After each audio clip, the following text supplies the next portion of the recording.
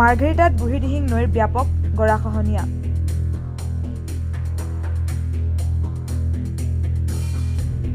ভেটি মাটি হেৰুৱাৰ উপক্ৰম হৈছে নৈপৰীয়া ৰাইজৰ। বানৰ পাছতে মাৰ্ঘেৰিটা বিধানসভা সমষ্টিৰ অন্তৰ্গত বিভিন্ন গাঁৱত আৰম্ভ হৈছে বুঢ়ীদিহিং নৈৰ খহনীয়াৰ তাণ্ডৱ।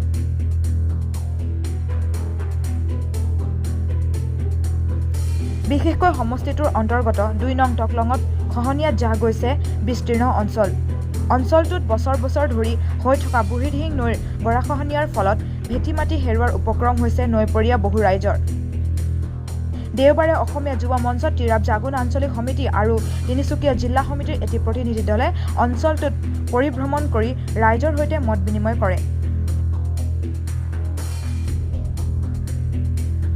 অসমীয়া যুৱ মঞ্চৰ তিনিচুকীয়া জিলা সমিতিৰ সভাপতি গৌতম বৰুৱাই উক্ত অঞ্চলটোত বুঢ়ীদিহিং নৈয়ে সৃষ্টি কৰাৰ গৰাখহনীয়া প্ৰতিৰোধ কৰিবৰ বাবে চৰকাৰ প্ৰশাসনৰ প্ৰতি দাবী জনায়। অন্যথা ৰাইজৰ সহযোগত তীব্ৰ গণতান্ত্ৰিক আন্দোলনৰ কাৰ্যসূচী গ্ৰহণ কৰিবলৈ বাধ্য হ'ব বুলিও হুংকাৰ প্ৰদান কৰে। অনাগত সময়ত তীব্ৰ গণতান্ত্ৰিক আন্দোলন কৰিবলৈ বাধ্য হ'ম। জাগুনৰ পৰা প্ৰদীপ বৰগোহাঁইৰ ৰিপৰ্ট PPN ডিজিটেল।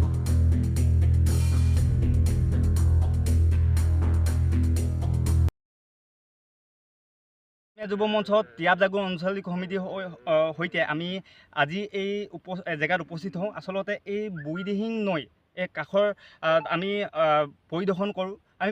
আচলতে ইয়াত ক'বলৈ বিচাৰিছোঁ যি গৰাখহনীয়াৰ বাবে ব্যাপকভাৱে বুঢ়ীদিহিং নৈৰ ফলত ব্যাপকভাৱে গৰাখহনীয়া হৈছে আৰু গৰাখহনীয়াৰ ফলত বহুতো ইয়াত বসবাস কৰা লোকসকলৰ যথেষ্ট সমস্যা পৰিবলগীয়া হৈছে। গতিকে আজি আমি এই গাঁৱৰ ৰাইজৰ লগত আমি কথা বতৰাবোৰ পাতোঁ, কথা বতৰাবোৰ আলোচনা কৰোঁ। আমি গম পাইছোঁ যে ইয়াত আচলতে যথেষ্ট সমস্যাৰ সন্মুখীন হ'বলগীয়া হৈছে। ইয়াত বানপানীৰ ফলত যেতিয়া পানী হয়, পানীৰ ফলত যথেষ্ট সমস্যাৰ সন্মুখীন হ'বলগীয়া হয়। কিন্তু তাৰ সমান্তৰালভাৱে কিন্তু ক'বলৈ লাগিব যে গৰাখহনীয়াই ব্যাপকভাৱে আচলতে সমস্যাৰ সৃষ্টি কৰিছে।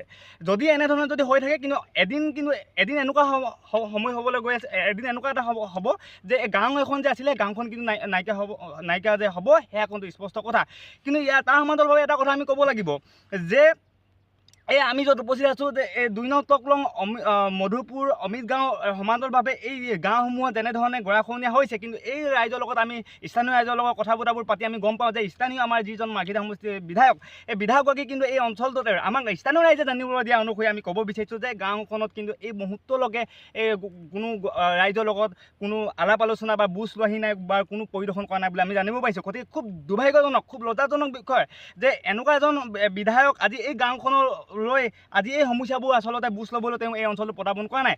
গতিকে আমি অসমীয়া যুৱ মঞ্চৰ তৰফৰ পৰা আমি স্পষ্ট সহকাৰে আমি দাবী জনাব বিচাৰিছোঁ, যদি অনাগত সময়ত যদি ইয়াৰ বিজ্ঞানসন্মতভাৱে হওক বা এই স্থায়ী সমাধানৰ ক্ষেত্ৰত যদি সমস্যা সমাধান নকৰে, তেনেহ'লে কিন্তু আমি এই গাঁৱৰ ৰাইজৰ লগত লৈ কিন্তু অনাগত সময়ত তীব্ৰ গণতান্ত্ৰিক আন্দোলন কৰিবলৈ বাধ্য হ'ম। সেয়া কিন্তু স্পষ্ট কথা। এই গৰাখহনীয়া কবলত আমাৰ এই ২ নং টকলং অমিত গাঁও, মাজগাঁও ১ নম্বৰ টকলং, মধুপুৰ এই ৪খন গাঁৱৰ মানে ইমান গৰাখহনীয়া কবলত পৰিছে আৰু দুৰ্ভোগীয়া মানে ভুগিবলগীয়া হৈছে জনসাধাৰণে। ধৰক আজি ৫০-৬০টামান পৰিয়াল মাটি বাৰী একদম যথেষ্ট নাইকিয়া হ'ল তেওঁলোকৰ। গৰাখহনীয়া কবলত গোটেই বুঢ়ীদিহিং নদীয়ে গোটেই মাটি বাৰী লৈ গ'ল তেওঁলোকক। আজি তেওঁলোকে ক'ত মাটি বাৰী লৈছে কি নাই সেই কথাটো আমি ইমান নাজানো, কিন্তু প্ৰায় মানুহৰ মানে জৰাজীৰ্ণ অৱস্থা, সিহঁতৰ ঘৰ বাৰী নাইকিয়া হৈ আছে। কাবাৰ মাটিত মানে বসবাস কৰি থাকিবলগীয়া হৈছে। তাৰ হেতুকে আমি উক্ত আমাৰ নিজৰ জনপ্ৰতিনিধিক ক'ব বিচাৰোঁ যে জনপ্ৰতিনিধি আহি এই সমস্যাবিলাক যে সমাধান কৰি দিয়ক। মই তাকেই মোৰ গাঁৱৰ ফালৰ পৰা মই মানে ক'বলৈ বিচাৰিছোঁ।